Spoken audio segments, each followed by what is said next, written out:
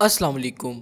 Laparoscopy एक ऐसा surgical procedure है जिसमें हमारे इंटेस्टाइन रीजन में स्मॉल कट्स और होल्स के थ्रू इंटरनल बॉडी ऑर्गन्स को डायग्नोस और ट्रीट किया जाता है।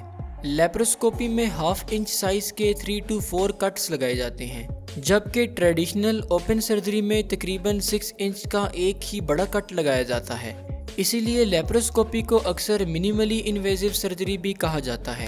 लेप्रोस्कोपी में स्मॉल कट्स की वजह से अक्सर पेशेंट्स को हॉस्पिटल में स्टे नहीं करना पड़ता और वो जल्दी रिकवर हो जाते हैं। इसके अलावा कॉम्प्लिकेशंस जैसे कि इन्फेक्शन और वाउंड ब्लीडिंग वगैरह के चांसेस भी बहुत कम होते हैं। लेप्रोस्कोपिक सर्जरी कैसे परफॉर्म की जाती है?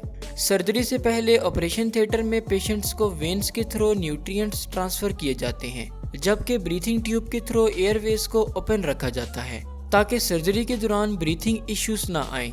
सर्जरी के दौरान सर्जन बेली बटन के करीब 1/2 इंच का स्मॉल कट लगाता है और एक थिन ट्यूब इंसर्ट करता है जिसे ट्रोकार कहते हैं।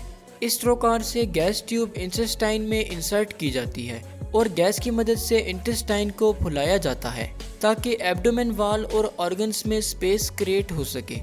जब इंटेस्टाइन इन्फ्लेट हो जाता है तो सर्जन गैस ट्यूब को रिमूव करके सेम ट्रोकार में से लेप्रोस्कोपिक इंस्ट्रूमेंट इंसर्ट करता है।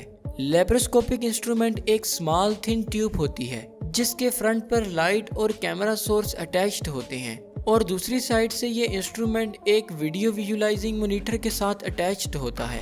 इस मॉनिटर पर लेप्रोस्कोपिक कैमरा से रियल टाइम 3D इमेजेस और वीडियोस विजुअलाइज होती हैं जो सर्जन को इंस्ट्रूमेंट मूव करने में गाइड करती हैं।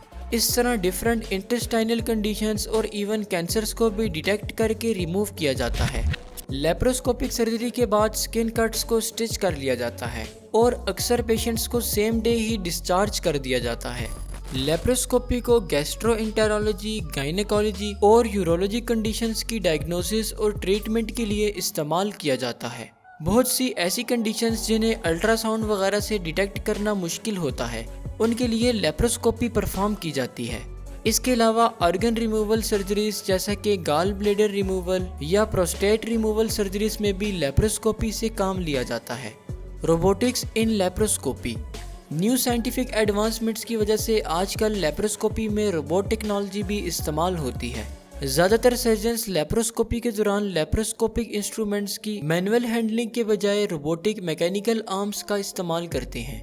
इस तरह सर्जरी टाइम भी शॉर्ट हो जाता है और इन्फेक्शन के चांसेस भी बहुत कम हो जाते हैं। शुक्रिया, अल्लाह हाफिज़।